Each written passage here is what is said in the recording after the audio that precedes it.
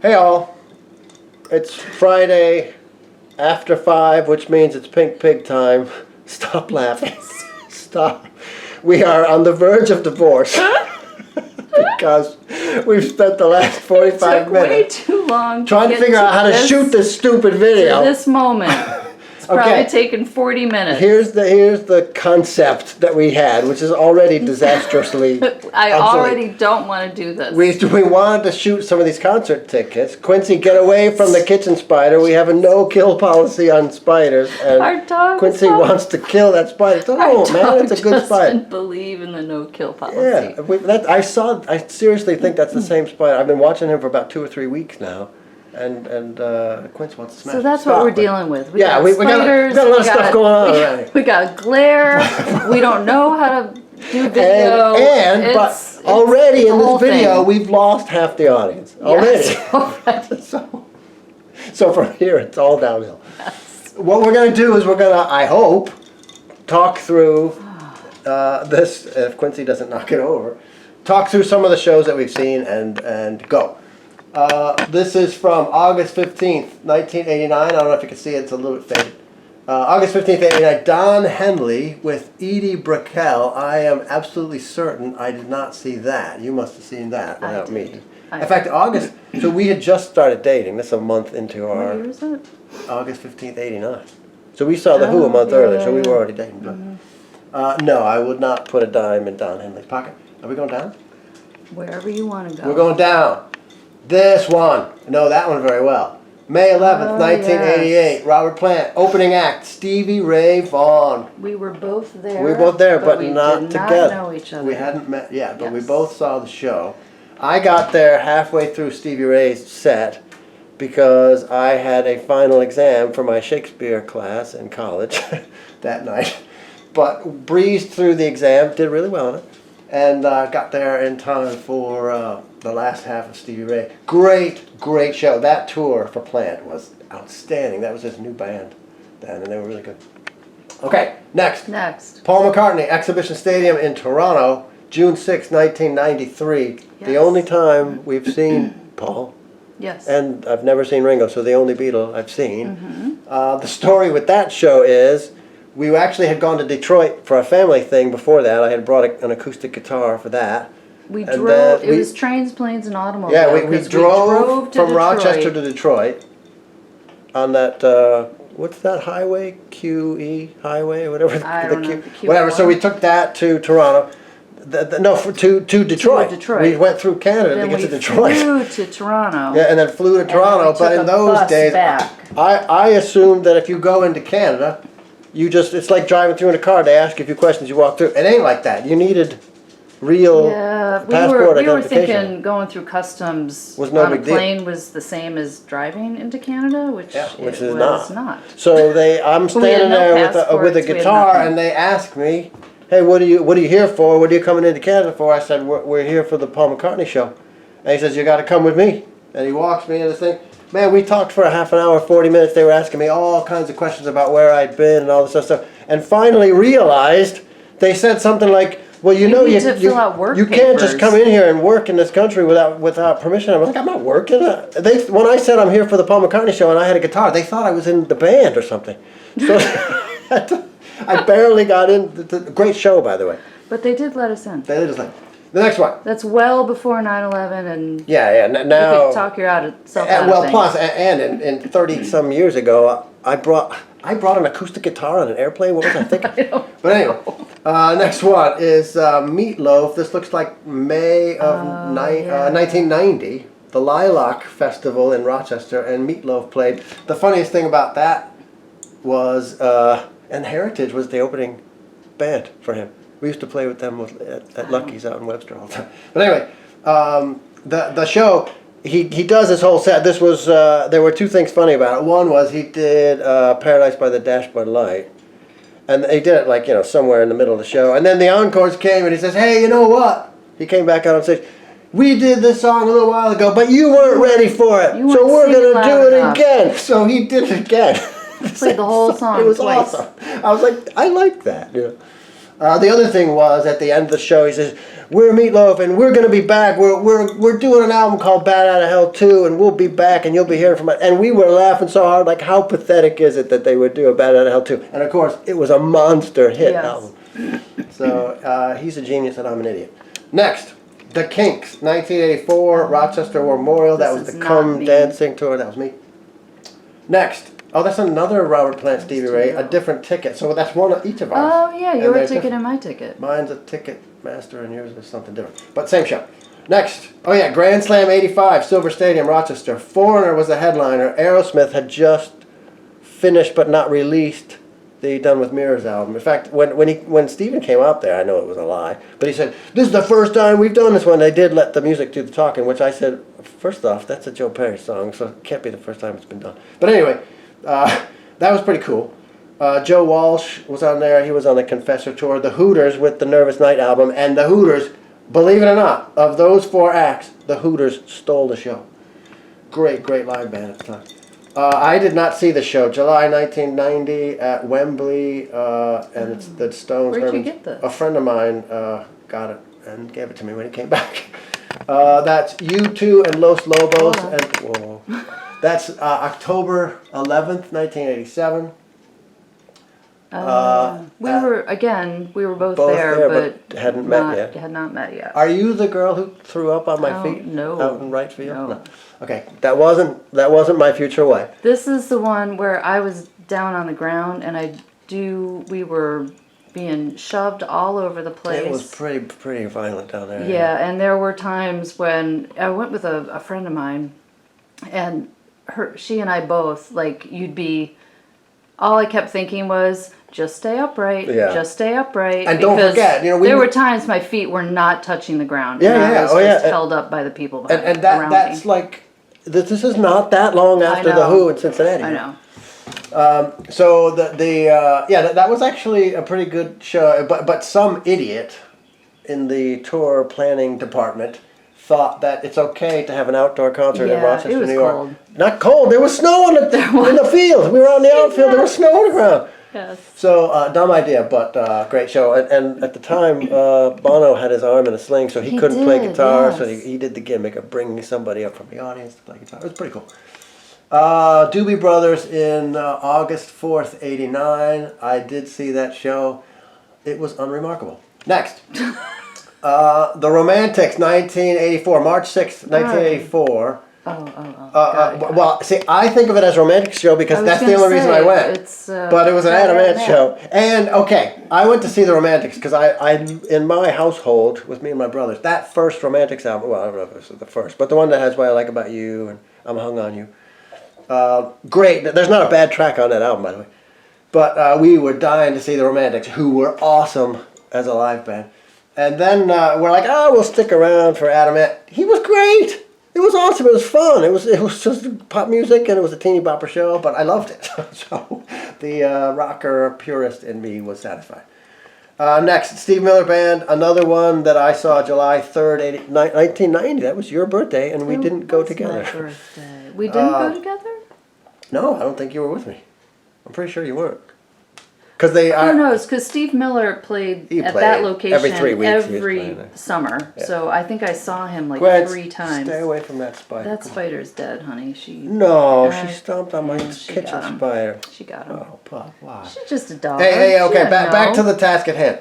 The one thing that I remember about the show is they came out and Steve did his set. It was great. And then they went back, came back on for an encore, had been backstage for 5 minutes. Man, I don't know what he did backstage in those 5 minutes, but he came out and was absolutely, as the Brits would say, legless. Really? Oh my God! He was playing. They did. It was Jet Airliner, one of the big hits for the encore, and he was so lost trying to sing it and play it. That was the enduring memory from that show is that, and I adore Steve Miller. Steely Dan, 1993, Buffalo Odd, and I'll tell you the story about that show. Mrs. James went. Her favorite song was she wanted to see Peg. Got to see Peg. We had really good seats too, right on the side of the guitar player, and he was facing me the whole time. It was great. It's like I can't wait to hear Peg. Can't wait to hear. So she finally we wait, and I was like, dude, it's going to be toward the end of the set. It's one of those 1-2 punch kind of things. So waited, and she finally had to go to the ladies' room, and I said, "Don't go. They're going to play it while you're gone. I was like, Don't I gotta go." go. But here's the thing. I could have gone when they were playing all of the non-Steely Dan stuff. Right? Walter's songs. He had just put out a solo album, so they did a couple which nobody of his knew, and of course, that he Half starts the playing audience is those. walking Half the out. audience is leaving, and it was embarrassing.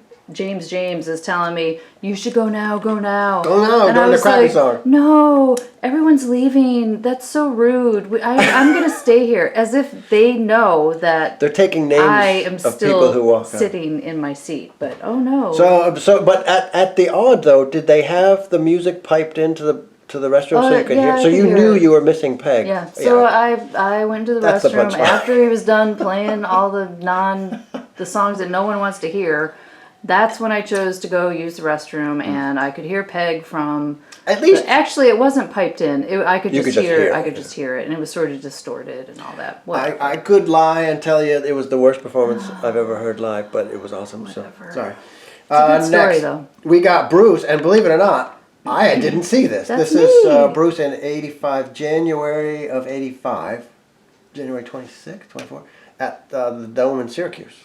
Yes. And I didn't. First concert I went to. Was there an opening act? It doesn't say. I actually don't think there was one. Well, he does 4 hours I was in like, those it days. was long, There yeah. wouldn't be an opening. The next one, Buffalo Odd again, INXS. That was February a good 4th. I think one. that was whatever tour the Suicide Blonde tour was. Yes. 91? So I don't know. 90, 91, I somewhere don't around there. I don't know. That was actually the second time I saw INXS. Ha! You did? I saw them as the opening act for the Go-Go's in 1984 at the Dome Arena in Henrietta, New York. Went there to cruise all the 14-year-old girls. Sorry, 18-year-old girls. I was going to say, how old were you? 18-year-old women. 14. You were the same Well, age. I was 16, I was so gonna say. I could go after 15 and 14. Don't make it sound worse Yeah, it than wasn't is. so bad. But that show, that actually was a great show. The second That was good. show. This is 1984 or 83, February 25th, 1983. George Carlin with opening act Leon Redbone at the. That was the. I think that was the Place for My Stuff album that he was touring. That You great. saw that? Indeed. We did Doobies. Roger Waters, March 21st, 1985 at the Odd in Buffalo. That was his first solo tour. Like an idiot, I only had enough money to buy one concert ticket, and I had the choice between Bruce, wherever he is, and Roger Waters, being the, at the time, imbiber of That was a THC. mistake. I chose this one. It was a great show, I'm not going to lie. I don't remember much of it, but great show. The Stones, the only time I've seen them, we saw them together, September 22nd, 1989, at the Dome in Syracuse. I was not impressed, but I have not been I impressed by the Stones live since remember nothing 1972. about that So it's one of those things you got to say. I saw the Stones. You have to mark it off the list. Great. Living Color was the opening act. That And you know I do what? remember. And the reason we remember is we had nosebleed seats because I camped out at the House of Guitars overnight to get tickets for that. And of course, we got the tickets, and then they immediately, as soon as it sold out, I was like, "Yeah, we got them! It's sold out!" And then they said, "Oh, by the way, the demand is so high, we're adding another show." So my brother, who didn't camp out, got better seats than me because he didn't bother to camp out. But we were way up in the nosebleeds, and this is what I heard for the entire. I have no idea what songs Living Color did because this is what I heard. It was a half an hour, was 40 minutes so of that. loud. It was ridiculous. The sound in that stadium sucks. This is something from an amphitheater, and I have no idea what it is. I paid $16.50 to see someone. What's the Whoever. date on it? I don't even know the date. See, okay, this is a thing. Let's talk about this for a second. They gave you the wrong. So part of the when you ticket would stub. go in through the turnstile in the 80s, 90s, 70s, you're going way back. You had this long ticket, and that has the perforated edge on it, and the 95-year-old dude who took your ticket, because it always seemed like they were. Side. Well, but I don't know what they're supposed to do, but you had a 50-50 shot of they'll break it and they'll break the thing off. Are you going to get the good half or the little half, right? So I got hip very early, and I would ask, hey, before I even handed them the ticket, can I have the big half, the big piece? So most of them were cool about it. Obviously, some were not. So I don't know what that show that was, but I'll bet I loved it. Next to it, we've got Plant Stevie Ray Vaughan. Did we already talk through that? We already did. So we each, there's two because we each went two, through. yeah. This is Judas Priest at December 8th, 1990 at the War Memorial. Rob signed it. I did not go. My brother did, and I have no idea how he ended up with Rob Halford's autograph when he came home the next day. I don't know if he even knows. I should ask him. But he said, hey man, I went to the show last night. I got Rob Halford's autograph. You want it? And that's it. I have no idea what the story is. Which brother? You don't say the name, but what number? Younger. Really? Yeah. Okay. So there's that. Grateful Dead, October 5th, 1984 in Charlotte. I did not see that. That's another one. A different brother of mine saw and gave me the ticket. I absolutely did not see Simple Minds and The Call. And what year would that be? 1986. 1986? May of 86. I just am stunned that Simple Minds was ever popular enough to play the War Memorial. They did. I would have thought they'd play a smaller place. Yeah, I don't remember much from that concert at all. It's Simple Minds. What could you remember? Here we go. Next. This is another Plant show. July 20th, 1990. Rochester War Memorial. Robert Plant. Alana Miles. Remember that song, Black Velvet? Mm-hmm. They were actually dating at the time. It didn't make a lot of news, but they were a couple then. Great show, but the 88 Plant show on the Now and Then tour just was a colossus. This was good. That other one was just stellar show. Down here we have August 7th, 1983, The Police with Flock of Seagulls, who were riding high with Iran, and The Fix, who were just about to reach the beach. They had One Thing Leads to Another. Great. The Sign is Fire. Great album. And at Hollander Stadium, that was one of they didn't do a whole lot of shows at Hollander in Rochester. Did Flock of Seagulls come out and they did like just a couple songs? Yeah, they did. They didn't get to finish their set because the local radio station, WCMF Rochester, the home of rock and roll, thought it was a good idea to give out frisbees, free frisbees. Right. And of course, frisbees are flying all around. And the guy took one right on the bridge of the nose. And you know what? Was it I love this guy. He was the bass player. And they're wearing they're barefoot and wearing ridiculous robes. It was 1983 and they were a new wave. Yeah, it's Flock of Seagulls. Yeah. So they look like Flock of Seagulls. But the guy goes up and he goes right to the front because I guess he saw who did it. There was somebody near the front because I was literally at the security wall. And he goes over and he points right at the guy and he goes, F you. I was like, you know what? That guy has earned my respect for the rest of my life. So, props to him. Okay. Frank Sinatra. Hold on. April 20th, 1993. Rochester War Memorial. That was when I worked in the media. So I got media credentials. And that was I believe his last tour. We did this? Okay. Peter Gabriel, June 18th, I don't know what that says, 1993. Another show that we were both at, but we were dating at this time. We were engaged to be married then. But here's the thing. I had gotten tickets because I was friends with the guy who ran the War Memorial. So he gave me a bunch. I asked him for tickets and he gave me a bunch.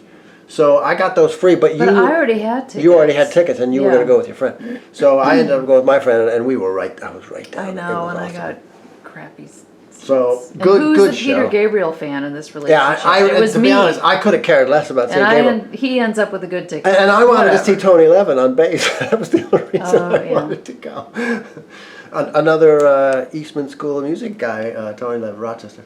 1986, March 29th, 1986. I'm going to speed this up. Yeah. 1986, The Firm, Virginia Woolf, featuring Jason Bonham on drums, his first band, or his first sort of band that did anything. Okay, so this is 6 years after Zeppelin, and before the show even started, this was Jimmy's first, 85 they toured. So this was when he was first touring with The Firm. But before the show even started, that was a crowd that was insane. That was one where I was genuinely in fear for my safety. Because down on the floor, there was so much push and shoving, and I was getting thrown. Your feet are 6 inches off the ground. Yeah, just like you were talking. That's how it was at UT. And you would go like this, go like this, go like this, and you would lean. The whole crowd would lean as if you're about to fall over, and then it would go back. It's crazy. But the break wall, the security wall, because it was just pieces of plywood with propped up by 2x4s that the security would stand behind, that collapsed. So when I watched the show, I literally was touching the stage. God. So I was 10 feet from Jimmy Page for the princely sum of $13.50. And I literally was worshiping at the feet of the master. It was the most incredible thing to be. I know this sounds ridiculous and I'm a fanboy and everything, but to be that close to Jimmy Page actually doing his thing and working his craft, I swear to you, that was one of the high points of my life, as absurd as that is. Next one, July 18th, 1984, Twisted Sister, Rat, and Mama's Boys at the Auditorium Theater. Not me at all. I went with my brother to see that show. He was a big Twisted Sister and Rat fan. That was because he was into all that kind of guitar playing. I was not, but I went with him.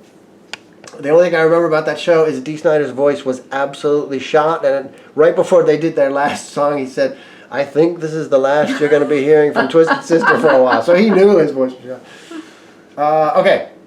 1989 sometime, George Thorogood. I think we went to... Sorry. I'm right here. I was on Bryan Adams. We'll get to him. Got it. That's at Darien Lake, an amusement place closer to Buffalo, I guess. I don't... Were you with me? I do I went with a girl. I don't know if that was you. What year is this? No, it was you then. If it was 89, it was you. You better have been. It was you. Well, it depends on what. I was going to say, it could have been early in the year. But I'm pretty sure you went to that show with me. I'm pretty sure. Anyway, Maybe. Great show. George is awesome. I'm not a fan. Adam Ant. We already talked about Adam Ant. That's the ticket. This is the pass. That's the ticket. The Who, Rich Stadium on the 82 tour. That's a 97 Rock in Buffalo. It's not a pass of any kind. It's just a thing they gave away. And that's the ticket for their farewell. Yeah, farewell. Sure. Please. And they're I guess about to start another one. $15. So how do we navigate from it? That's another. We told you, Steve Miller played that same venue every 3 weeks. Yeah, he played like 3 years in a row, So the same place. I think I saw him. Oh no! But he still is, or I don't know if he still is. But until recently, he just did summer tours every year, and he would play the same places. Yeah. And that was what he did. It was like his job in the summer. Next, REM on the Green album tour, February something, 1989. In my opinion, we went to that together. We went to that together, and that is the high point of REM. I honestly lost interest after that. But from the Green album and going back to the start, everything looking backwards, they could not put a foot wrong as far as I'm concerned. Great stuff. March 9th, 93, the Black Crowes. That was at the... I don't have a ticket stub because I got press stuff. I got to go backstage. I hung out with them. Yes. That was a night. That was pretty cool. For you. I'll do a whole separate video on that night. I was with me and my friend bought you were regular. At the show? Yes. Oh wow! I didn't know. Like way up. Although, where did they play? That was the Auditorium Theater. The Auditorium Theater. Yeah. So it's a smaller venue. So anyway, that's worthy of a whole other video. We'll get to that later. Where are we? We're over here. October 25th, 88. Jimmy Page. I did not have a ticket to the show. They're $15.50 or $16.50. So I just went to the show. It's Jimmy Page, for crying out loud. Outrider tour, his first solo tour. I bought a ticket from a scalper for $10. They were selling tickets for less than face value outside the venue. So I went in, saw it, and not only that, but now 2 years earlier with the Firm, that was so packed. In fact, I read later on that the capacity, they oversold capacity. That's why it was so violent in there. They oversold the show. This one, I went in, they had the curtain up, that center yeah. rink of the arena. So it was only half full. A fun show, but Jimmy Page is not meant to be a solo artist. This is I did not go to the show, but it is an unused ticket that I got from Zounds record store, Niagara Falls, New York. God, I forgot about that. I had turned him on. He asked if I could track down some bootlegs, some Zeppelin bootlegs, which I did, got them, and I brought them to him, and he gave me a ticket to that show as a thank you, and it turned out I couldn't go. But it's the 1988 tour? I don't know, something like that. But not a show I went to. I remember you taking me there for the first time. And what a great little story the that place, was. It's probably out of business by now. Did he have CD discs or was it record albums? It was all vinyl. The whole, it was mostly it was bootlegs. a house. It was the front part of his house. Yeah. But there were records in there that literally had been there for 20 years. I was going there for 20 years, and some of the records were there the whole time. But for me, it was like the whole, was it the outside or just every single wall on the inside? It was covered. He stapled records and magazines and everywhere. It was the coolest place. I could spend all day in there. I was never allowed to because I was always with someone who said, "Why are we in this dump?" That would be me. But it was so awesome. It was called Zounds, Z-O-U-N-D-Z. Does that still exist? I doubt it, but man, that guy was the coolest guy in the world. I could have hung out with him for ages. Okay, so we did. Where are we? We're on Jimmy Page. We're on to that we're playing. Now we're on to Van Halen. Yes. October 28th, 1991, at the Buffalo Odd. That was the Unlawful Carnal Knowledge tour. Alice in Chains was the opening act. I'm not an Alice in Chains fan, but we can add that to the list of deceased rock stars we've seen. Heck, we can add Eddie Van Halen to deceased rock stars we've seen. Not realize. Yeah, it was just a Van Halen show, and because as a guitar player, I have to be able to say I saw Eddie Van Halen live. I remember nothing about that concert. I do. I absolutely admire Eddie, and I love the riffs. In fact, I'm a much bigger fan of his rhythm playing than his lead playing, because I'm not into that. That's not my thing. But I absolutely... You can still appreciate it. Oh, no way. I love Van Halen. I love Eddie Van Halen. It's just, I never had a desire to play like that. Yeah. Another Peter Gabriel that I was not at, that was the So tour in '86. Rochester, you went to that. Yes. I did not see that. I was a huge So if you want to brag that you saw something I didn't see, go ahead. Now's your chance. Huge into Peter Gabriel at the time. I am not surprised. No, you're not. You went through an arty-farty phase about that. I still love him. No. No, I don't dislike him. I went to see him, and I even maneuvered to get free tickets to see him.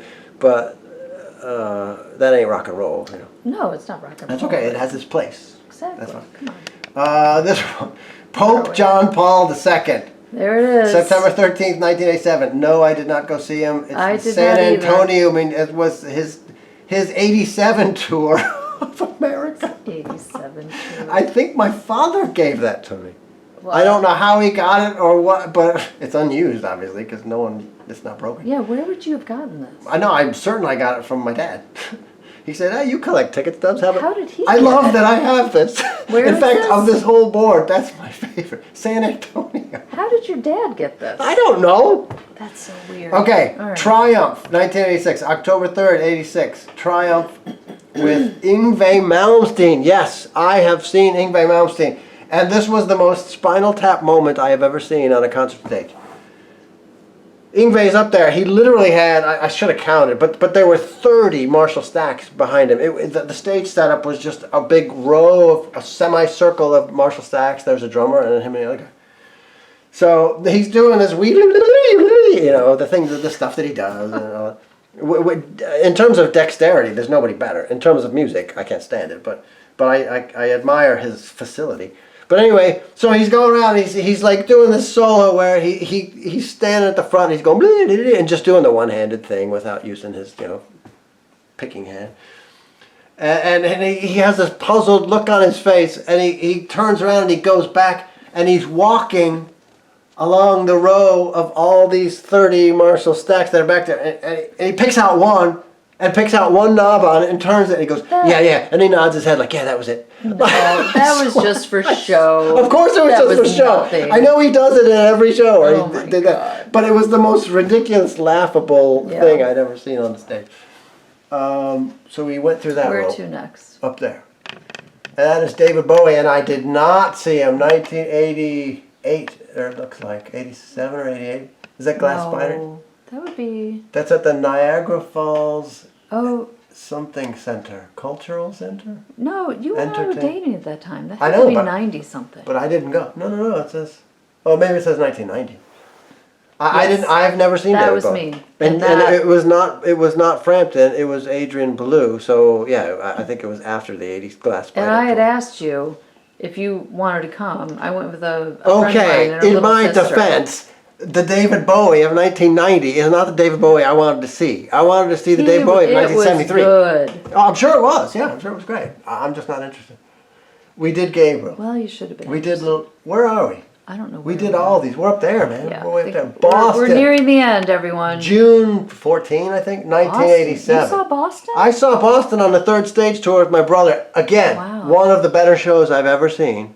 And the funniest thing was, the next when the local paper did the review of the show, the next day it was said, oh, they played every hit you'd expect. It was a predictable show. I was like, thank God. What you want. I want to hear everything I expect to hear. I want a predictable show. I don't want them to come out there doing deep cuts that I've never heard before. Playing deep cuts, like absolutely great show. Another one I saw with my dear brother. Because you don't want to leave and offend them. So the next one, I can't even read it. This thing. It is faded. Metropolitan Entertainment. So we're going to skip it. Whatever it is, I'm sure it was great. It's a surprise. Next is at SUNY State University of New York, Brockport. I'm sad about this. Blues Traveler. I saw that show, and that was when... I was working. What's the guy's name? The harmonica player. John Popper. Yeah. He had a car accident. Was he in a wheelchair? So he came out, he did the whole show in a wheelchair, but it was one of those wheelchairs that stands up. But it was funny because he did most of it sitting down. And then every once in a while, when he'd do a particularly spirited solo, he'd put it up, and the audience went crazy every time he put the wheelchair up. But Blues Traveler was a great band. I spent an afternoon with John Popper in the late 90s, and it was... that's worthy of a video all by itself. That's a whole story. That's a good dude. I like that dude. I got to know that dude. Next. To be continued on that one. Moody Blues, I saw that one. August 11th, 1990. That was another one at they used to call it Finger Lakes Performing Arts Center outside of Rochester. A great show. Canandaigua. It's in Canada. It's pronounced Canandaigua, but what's Canandaigua? What did someone say? Well, I'm so old. What's their bass player's name? But at some point he said, "It's so great to be here." And how do you pronounce this place? Canandaigua? Canandaigua. But that was great. Good show. This I did not go to see. Another one that my brother gave me. Bon Jovi, Skid Row, and Winger. How's that for a 1989 time capsule at Silver Stadium, Rochester? I mean, if you were into hair bands, that they was would your be jealous summer. of this. 1987 was your year. Another Steve Miller. We saw him 10,000 times. There's so many Steve Millers. Oh wow! This is the Who in '89. Where are and it you? just right here. Okay. It just barely says Who. Stadium, Rich Stadium. Again, they gave me the crappy half of the ticket, but at least it says Who. It still says Who. That's important, and it has the date. So we know July 18th, 1980, our first sort of official date.